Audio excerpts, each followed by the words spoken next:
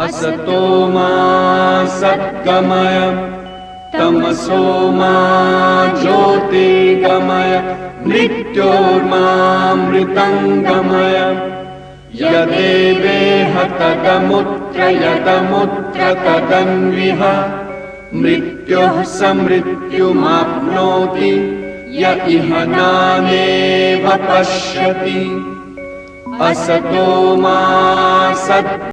ठीक है, चलिए तो अब हम साधना शुरू कर रहे हैं। तो उसमें सबसे पहले मैं आपको ये बता देना चाहता हूं कि आज का जो सत्संग है वो है सुरत शब्द योग पे। तो तुलसी साहिब कहते हैं कि सुरति मिले शब्द में जाई, ये सब संतन पंथ बताई। ये संत मार्ग वाले ही बताते हैं कि कैसे सुरत शब्द में मिलती है। प्रभु के परम नाम तक पहुंचे हुए पूर्ण संत सुरत शब्द मार्ग को ही प्रभु प्राप्ति का साधन बताते हैं। अपनी वाणी में दादू साहेब, मीराबाई, गुरु नानक साहेब, दरिया साहेब, सूरदास जी, कबीर साहेब आदि अनेक संतों का उल्लेख किया है। उन्होंने सुरत को शब्द के साथ जोड़ने के लिए साधन और मार्ग का प्रचार किया है। सदगुरु की सहायता से सुरत को अंदर शब्द के साथ जोड़ने पर प्रभु प्राप्ति होती है।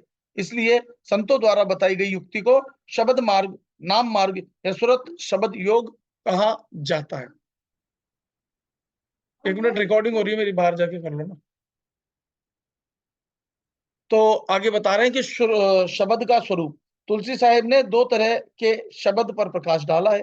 एक वे शब्द या नाम है जो लिखने, पढ़ने और बोलने में आते हैं। इन्हें वर्णात्मक शब्द या नाम कहते हैं। प्रभु के भक्तों ने अनेक भाषाओं में परमात्मा के अनेक नाम रखे हैं। वे सब वर्णात्मक नाम है, वर्णात्मक। लेकिन जिस शब्द या नाम की महिमा संत सदगुरु करते हैं वह प्रभु के साथ मिलाने वाली शक्ति है। वही शक्ति सृष्टि के कण कण में समाई हुई है और हर जीव के अंदर निवास करती है। इसे लफ्जों में बयान नहीं किया जा सकता। इसे धुनात्मक शब्द कहते हैं। तुलसी साहिब ने अंतर के जिस अनुपम सार शब्द का गुणगान किया है वह बाहरी तौर पर सुनाई देने वाले शब्द से अलग है। वो भीतर गूंज रहा है। जब आप संसार में हो तो तब थोड़ा ना ध्यान में आता, लेकिन जैसे मैं कहता हूँ शांत, गहरी शांति, भीतर जाओ तो आपको भीतर सुनाई देने लगा। तो शब्द कह रहे हैं वाणी कि निरशब्दी बिन शब्द लिखन पढ़न में नाही, लिखन पढ़न में भया शब्द में आया भाई। अक्षर जहां लगी शब्द बोल में सभी कहाया। अरे हाँ रे तुलसी ने अक्षर है, न्यार संत ने सैन बुझाया। जो कुछ लिखने, पढ़ने और बोलने में आता है वह वर्णात्मक भाषा का शब्द है, परंतु मुक्ति दिलाने वाला शब्द तो लिखने, पढ़ने और बोलने वाले शब्द से न्यारा है। उस शब्द की पहचान संत सदगुरु ही करवाते हैं। फिर कहते हैं कि नी अक्षर अक्षर विस्तारा, नाम भेद वो हु से न्यारा। नाम डोरी है सबके माही, नाम भेद को चीने नाही। निर्गुण सरगुण नाम बतावे, सतनाम के मर्म न पावे। बिन सत्संग समझ नहीं आवे, सतगुरु बिना राह नहीं पावे। तो कहते हैं कि तुलसी साहिब के शब्द के स्वरूप को स्पष्ट करते हुए समझा रहे हैं। तुलसी साहिब शब्द के स्वरूप को स्पष्ट करते हुए समझा रहे हैं कि समस्त त्रिलोकी का वर्णन इन लिखे और पढ़े जाने वाले नामों द्वारा किया जा सकता है, परंतु जिस नाम ने सृष्टि की रचना की है वह इससे नीचे की सारी रचना से न्यारा है और हर घट में समाया हुआ है। उस नाम का रहस्य कोई बिरला भाग्यशाली ही जानता है। धर्म ग्रंथ सगुण और निर्गुण तक का हाल बयान करते हैं, परंतु सतनाम का रहस्य कोई नहीं जानता। संतों के सत्संग और सतगुरु की शरण के बिना घट घट में व्याप्त मुक्ति दिलाने वाले शब्द या नाम की पहचान नहीं हो सकती। फिर कहते हैं यहाँ स्पष्ट हो जाता है कि नाम से तुलसी साहिब का अभिप्राय अवतार धारण करने वाले राम या किसी अन्य भाषा के किसी विशेष नाम से न होकर प्रभु की शक्ति से है, जिसके द्वारा मोक्ष की प्राप्ति होती है। तुलसी साहिब कहते हैं वो वाले राम नहीं जो दशरथ के बेटे, ठीक है ना। नाम वो ही कोई बूझे भेद भेदी जिन जानारी। राम न सके नाम गुण गाई, संतन को दर्शानारी। ब्रह्म राम से नाम निनारा, रामायण बाखानारी। 14 भवन काल के रिबंधन, पद चौथे पर मानारी कोई सज्जन सतगुरु के पावे, ये दृग दृष्टि दिखानारी सुरत शिखर चढ़ी 10 द्वारे, पारे पद पही चानारी तुलसी गगन गुरुधुर धामी, सूरज किरण समानारी। वो कहते हैं कि मैं उस नाम का रहस्य प्रकट कर रहा हूं जिस नाम के विषय में गोस्वामी तुलसीदास जी ने तुलसीदास जी ने रामचरितमानस में फरमाया कि उस नाम की तो ब्रह्म और राम भी महिमा नहीं कर सकते। आप कहते हैं कि त्रिलोकी तक की रचना काल के अधीन है, परंतु जिस नाम की मैं महिमा कर रहा हूं उसके उदय का स्थान चौथा लोक सचखंड है। सुरत यानी आत्मा त्रिलोकी को पार करके 10वें द्वार द्वारा यानी सुन मंडल में पहुंचकर ही उस नाम को पहचान सकती है। एक सुन्न करके अंदर हो जाता है आपका आकाश में, चिराकाश में आप जब जाते हो वो नाम गूंजता रहता है। जिस प्रकार सूर्य की किरणें सूर्य में समाकर उसका रूप हो जाती है, उसी प्रकार आत्मा सत्यलोक में पहुंचकर नाम में समाकर नाम रूप हो जाती है। तीन लोक में नाम निनारा सो जाने सतगुरु का प्यारा, जपने में कोई भेद न पावे सतगुरु सुरत संत लखावे, शबद शबद सब कहे शबद का सुनो ठिकाना, सार शबद है न्यार पार निर शबद कहाना, सुन्न शहर से शबद आदिनित उठे आवाजा, अरे हाँ रे तुलसी निर शबदी, धनु सुन्नी सुन्नी से न्यारा गाजा। सुन्न शहर से शब्द आदि नित उठे आवाजा, अरे हाँ रे तुलसी निर शब्दी, धनु सुन्नी सुन्नी से न्यारा गाजा। तुलसी साहब आगे फरमाते हैं कि कोई सदगुरु का प्यारा ही यह भेद जान सकता है कि नाम तीनों लोकों से न्यारा है, वह लिखने पढ़ने या बोलने में नहीं आता, और केवल जपने वाले नामों से उस सच्चे नाम का भेद नहीं जाना जा सकता।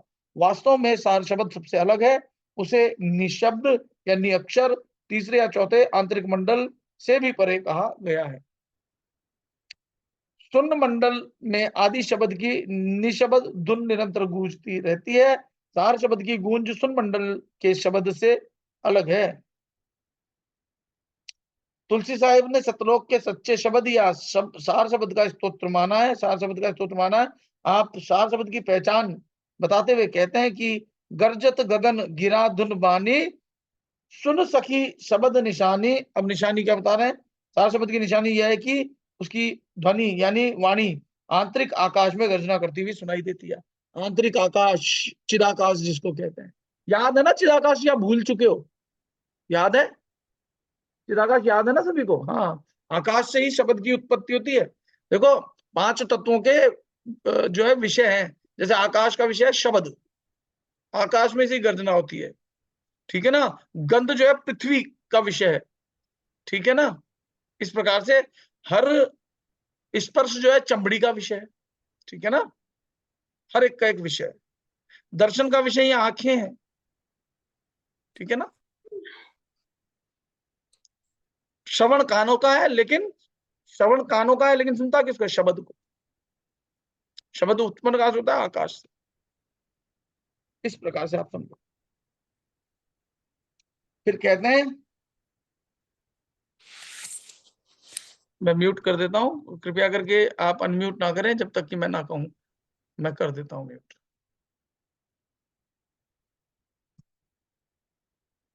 चलिए, कर दिया है मैंने। फिर कहते हैं शब्द वाणी है कि शब्द शब्द सब कहत शब्द सुन के पार, शब्द सुन के पार सार कोई शब्द कहावे, पश्चिम द्वार के पार पार के पार समावे, दो दल कवल मझार मद के मदी में आवे, संतन दिया लखाए सार सोई शब्द कहावे, तुलसी सत लोक से कहूं कुछ भेद निनार, शब्द शब्द सब कहते हैं शब्द सुन के पार। आप जब सुन्न हो जाता है पूरा शरीर और भीतर एक सुन्न गहरी शांति, उसके बाद एक नाद सुनाई देता है। समझ पा रहे हो ना? कुछ कुछ लोगों को समझ में आ रहा होगा जब आप ध्यान में बैठते हो। होता है किसी किसी को शब्द सुनाई देता है भीतर और स्पष्ट देगा। हाँ, चलिए चलते रहिए उसके साथ। और फिर निरति आपके भीतर की एक फैकल्टी जागृत होगी, जिसको बाबा जी कहते थे clear point faculties. Clear point faculties जब जागृत होगी ना, तो आपको दर्शन होंगे, भीतर दिखाई देगा भूत भविष्य वर्तमान, अपना ही नहीं त्रिकालदर्शी हो जाओगे सबका। लेकिन फिर गहरा मौन आ जाएगा, तब होगा वो। और auditory faculty, clear point auditory faculty में क्या होता है, आपको ये शब्द सुनाई देता है, तो आप भविष्य की भी घटनाओं को सुन सकते हो। मैं उनमें नहीं आपको उलझाऊंगा, मैं नहीं चाहूंगा कि आप दूरदृष्टि हो और दूर की आवाजें सुन पाओ, उसमें मत जाओ। आप तो केवल अपने अंतरात्मा की नाद को सुनो। कहते हैं शब्द के स्वरूप की चर्चा करते हुए तुलसी साहिब यहाँ आंतरिक मंडलों की ओर भी संकेत कर रहे हैं। पश्चिम द्वार का अर्थ शून्य है। पश्चिम द्वार के पार से अभिप्राय शून्य के परे अर्थात महाशून्य है। पश्चिम द्वार के पार, पार का अर्थ महाशून्य से परे अर्थात भंवर गुफा है। पश्चिम द्वार के पार, पार के पार का अर्थ भंवर गुफा के आगे यानी सतलोक है। तुलसी साहिब समझाते हैं कि शब्द की ध्वनि सतलोक से उठकर नीचे के संपूर्ण रचना में पहुंच रही है। सतलोक के नीचे शब्द में माया की मिलावट होती है, ठीक है ना। सतलोक के नीचे जैसे जैसे नाद आएंगे या माया, तभी मैं कह रहा हूं कि कोई आपको कभी सुनाई देता है, कभी नहीं सुनाई देता है, कभी तेज होता है, कभी धीमे होता है, वो माया है। उसकी परवाह मत करो, आप बस तटस्थ भाव से सुनते रहो। और जब उस सच्चे शब्द तक पहुंच जाओगे, फिर कम ज्यादा ये सब खत्म हो जाएगा। वो शब्द गूंज रहा है, आप सुन पाओगे। अभी माया के 10 स्वर भी सुनाई देंगे ना, चलने दो। कह रहे हैं कि सतलोक से नीचे शब्द में माया की मिलावट होती है, इसलिए इसे असार शब्द भी कहा जाता है। सार शब्द और असार शब्द, ये जो असार शब्द है इनमें कोई सार नहीं रखा है, लेकिन लोग बाग इसी में जानना चाहते हैं भैया इसका क्या मतलब है, उसका क्या मतलब है, भैया सपने में दिखा इसका क्या मतलब है, भैया सपने में मुझे घोड़ा दिखाई दिया इसका क्या मतलब होता है, भैया मेरे आज सपने में मैंने ना अपने आप को गंजा देखा इसका क्या मतलब है। इन चीजों को छोड़ो, आप और आगे की स्तर पे जा रहे हो। माया खेल करती है, वो इसी में उलझा के रख लेगी आपको। फिर थोड़ी बहुत छोटी मोटी सिद्धियां सी मिल जाएंगी, अटक जाओगे। मेघनाथ के पास कम सिद्धियां थोड़ी ना थी, रावण के पास भी कम सिद्धियां नहीं थी, बहुत माया थी। राम जी पर भी उन्होंने माया चला दी थी। फिर आता है कि जो मायापति है उस पर माया चला रहा है, लेकिन माया के पीछे मत भागो। इसे असार शब्द कहा गया है। सतलोक में शब्द अपने निर्मल स्वरूप में है, इसे माया, इसमें माया की कोई मिलावट नहीं है, इसलिए इसे सार शब्द कहा है। आगे वाणी में कहते हैं, सो कहे संत शब्द सुखदाई, सो महिमा वेदन नहीं पाई, ओंकार को नेत पुकारा, सुन यह सुन शब्द वेद से न्यारा, अंडा सुन में सैल कराई, तो वो शब्द परखिया भाई, ओम ओहम सोहम, ओम सोहम जाप सुनावा, सो सब ये माया पर भावा, वह तो शब्द सुन के माही, उल्टे चढ़े अदर घर माही, सो बूझे ये बाक बयाना, सतसंग से कोई सज्जन जाना, शब्द शब्द के भेद निनारा, यह परखे संतन का प्यार। आप लोग भी परख जाओगे, संतन के प्यारे हो तभी तो यहाँ बैठे हो। इसलिए चिंता नहीं करो, जल्दबाजी भी नहीं करो, रोज सत्संग सुनो, साधना, बस हो गया काम। अपनी ड्यूटी बजाओ आप, बस सुबह शाम 3 टाइम वैसे करना चाहिए। इसमें आया था कहीं 3 समय आप समय निकालो। आप समझाते हैं कि सार शब्द का भेद निराला है। वेदों में केवल दूसरे मंडल त्रिकुटी से आ रही, वेदों में केवल दूसरे मंडल त्रिकुटी से आ रहे उस शब्द का ही रहस्य प्रकट किया गया है, जिसे ओंकार कहते हैं। देखो मैंने यहाँ बता दिया ना, वेदों में और आगे की जो रूहानी मंडल है, ओमकार तक की बात कही है। लेकिन एक बात और समझा दूं कि ओमकार कई संत पहुंचे हुए हैं, उन्होंने ओमकार ही कहा है, लेकिन उनका कहने का तात्पर्य फिर कुछ अलग भी है, ठीक है ना। तो इस ओमकार शब्द को पकड़ के मत अटक जाना, क्योंकि संत जो है ना अपनी वाणी को, ओमकार का मतलब वो बोलने सुनने वाला नहीं, वो अलग है। वह शब्द तीनों गुणों की त्रिलोकी यानी माया की सीमा में है। कौन सा ओंकार शब्द जो बता रहे ना, बाहर वाला, जो बाहर पंडित जप रहे हैं या सब जप रहे हैं, वो नहीं, मुंह से जपने वाला नहीं, तो भीतर अपने आप से गूंज रहा, उसकी बात हो।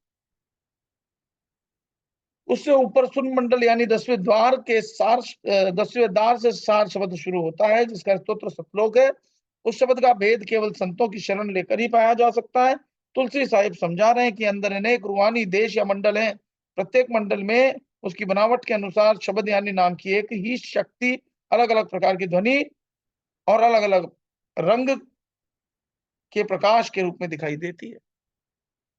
ठीक है ना, अलग अलग रंग भी दिखाई देंगे, जैसे जैसे निरति शक्ति खुलेगी रंग भी दिखाई देंगे, और शब्द सुनाई दे रहे हैं अलग अलग, तब तक माया है। लेकिन जैसे सतलोक, यहाँ पे सतलोक कह रहे हैं ना जिसको, जैसे चिदाकाश कह रहे थे बाबा, या सतलोक कह रहे हैं, तो वहां जब आप पहुंच जाओगे तो फिर मिलावट नहीं होगी, फिर माया नहीं होगी, फिर सच्चा शब्द सुनाई देगा।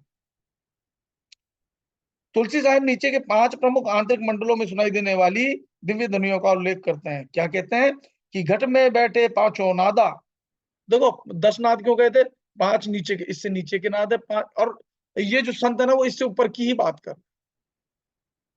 घट में बैठे पांचों नादा, घट में लागी सहज समाधा, 5 शब्द का कहो विधाना, न्यारा न्यारा राम, न्यारा नारा ठाम ठिकाना, शब्द सत शब्द सतलोक निवासा, जयवा सतपुरुष कर बासा, दूजा शब्द सुन के माही, तीजा अक्षर शब्द कहाई, तीसरा जो है अक्षर कहलाता है, चौथा ओंकार विधि गाई, पंचम शब्द निरंजन राई।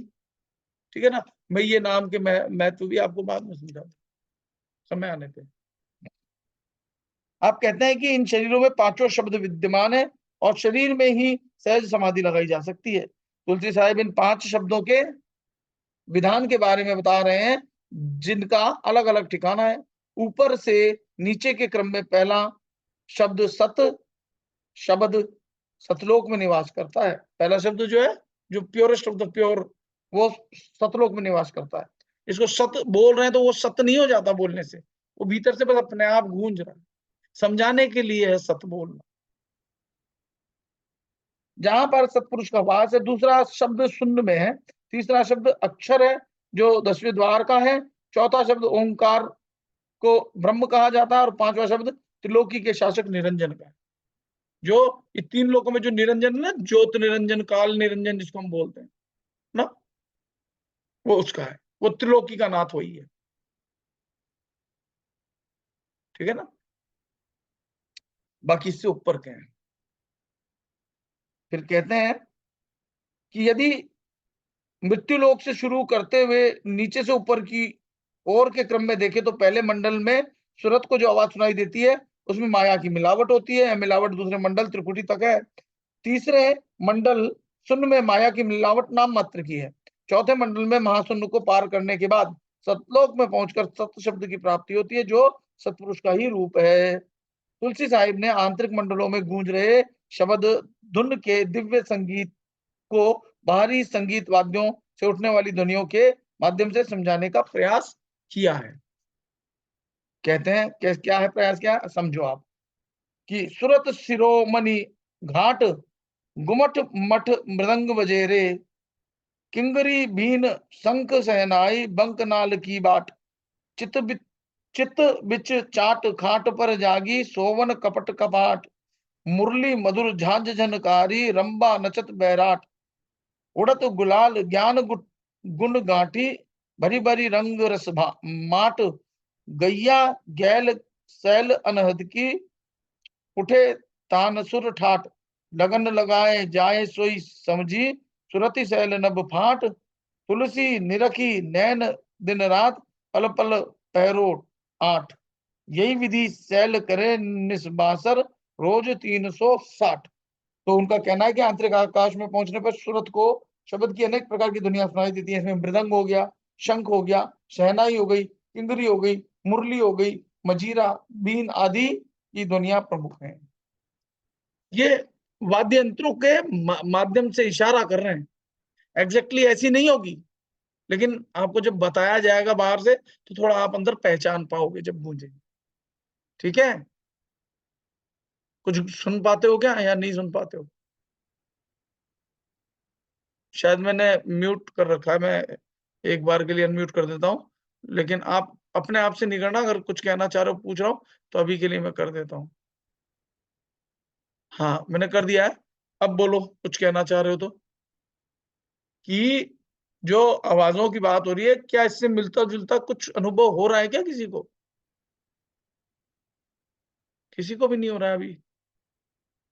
हो जाएगा, चलो कोई बात नहीं। सिर्फ एक ही चीज है आपके पास, वो है कर्म करने का अधिकार। फल की चिंता नहीं करना। करते चलो, बस ध्यान लगाओ, रोज अपने आप में प्रवेश करते जाओ, अंदर से गूंजेगा। हो सकता है शायद आप तो बताना भी पसंद नहीं करोगे, है तो ना? ये शब्द सुनाई तो पड़ता है, बहुत तरह की आवाजें सुनाई पड़ती हाँ, है, जो तो आप बहुत बता। अच्छी बात है। सुनते चलो, उसमें लिप्त नहीं होना, क्योंकि उसमें माया की मिलावट है। और जब बिल्कुल एक ही शब्द रह जाएगा तो आप समझ जाओगे, पहचान भी जाओगे तब। ठीक है, सुनना चाहिए, क्योंकि ये सुनाई देगा, इसका मतलब आप रूहानी मंडलों में आपकी यात्रा शुरू हो चुकी है। चलो फिर कहते हैं, जो सुरत सचेत होकर पूरी लगन से शब्द को सुनती है, केवल उसी को इस अनुपम ध्वनियों के अनुभव का सौभाग्य प्राप्त होता है। फिर उस सौभाग्यशाली सुरत को निरंतर दिन रात अंतर में शब्द की ध्वनि सुनाई देती रहती है। ये ध्वनि इतनी मनमोहक है कि एक पल के लिए भी इस दिव्य संगीत से सुरत का ध्यान नहीं हटता। एक समय आएगा फिर आपका ध्यान वहां टिका ही रहेगा। अभी तो आप जब ध्यान करते हो तब आता है ना वो नाद एकदम से, फिर चलता ही रहेगा बस। आप क्या होगा, धीरे धीरे आप सांसारिक कामों से आपका जो है निवृत्ति होने लग जाएगी। सांसारिक काम आप जित कम होगा अपने आप ही, और ध्यान ज्यादा होगा। आ रही है ना बात समझ में? फिर कहते हैं, शब्द की प्राप्ति कैसे होती है। तुलसी साहब कहते हैं कि जीव जितना भी चाहे, कितने प्रयत्न क्यों न कर ले, सुरत शब्द के अभ्यास के बिना प्रभु प्राप्ति का कार्य कभी पूरा नहीं हो सकता। बाहरी आंखों से आंतरिक सार तत्व का ज्ञान नहीं हो सकता। सुरति शब्द के भेद बिन होए न पूरन काम, चमर चाम की दृष्टि में तन तत तिमिर समान।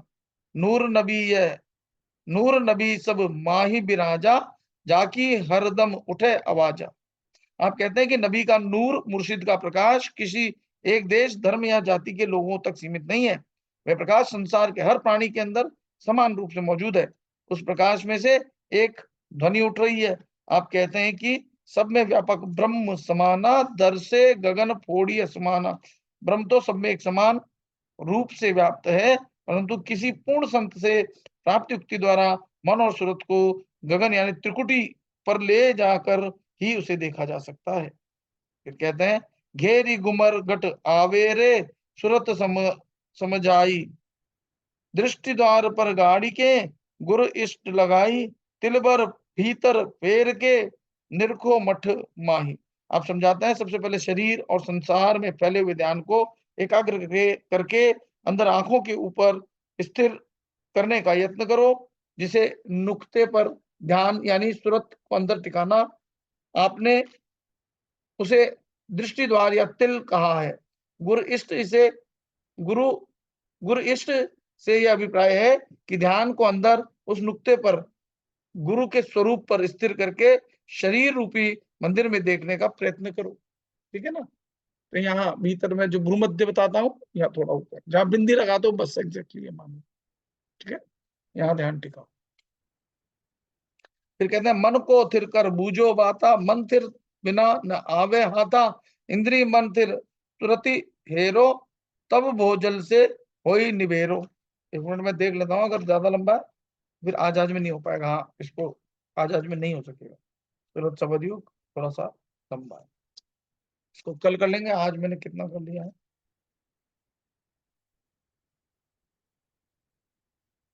कल भी ये शाम को ही हो पाएगा। मैं ये कंप्लीट कर देता हूँ जो मैंने ले लिया है। कहते हैं, सबसे पहले मन मन को थिर कर बूझो बाता, मन थिर बिना न आवे हाथा, इंद्री मन थिर सुरति हेरो, तब वो जल से होई निबेरो। भवजल से, भौजल मतलब बहुजल। सबसे पहले चंचल मन को इंद्रियों की तरफ से मोड़ कर अंदर आंखों के ऊपर भवों के मध्य में स्थिर करने का प्रयत्न करो। सुरति हेरो, आप समझाते हैं कि जब मन अंदर आंखों से ऊपर एकाग्र और स्थिर हो जाएगा तो सुरत इंद्रियों से अलग हो जाएगी। तुलसी साहब फरमा रहे हैं कि आत्मा की दो शक्तियां हैं, सुरत और निरत। मैंने जैसा कि बताया, सुरत यानी ध्यान को कहते हैं। निरत कौन सा ध्यान? जो शब्द को सुनती है। और निरत क्या है? जो प्रकाश को देखती है। ये भीतर जागृत हो जाएंगी। दो शक्तियां हैं। सुरत अंदर शब्द की ध्वनि को सुनती है और निरत शब्द के प्रकाश को देखती है। शब्द की ध्वनि को सुनकर सूरत ऊंचे मंडलों की दिशा का ज्ञान हो जाता है और निरत शब्द के प्रकाश को देखती हुई ऊपर की ओर सफर तय करना शुरू कर देती है। संतन सुरति निरति ठहराई, मन थिर करी करी गगन चढ़ाई। आपने मनुष्य शरीर को कुदरती काबा और आंखों के ऊपरी भाग को उसकी मेहराब कहा है। यानी शरीर तो हो गया काबा, मैंने बताया ना, काबा, काशी, मक्का, मदीना, ये शरीर, और जो ऊपर का हिस्सा उसको यहाँ पर बताया मेहराब।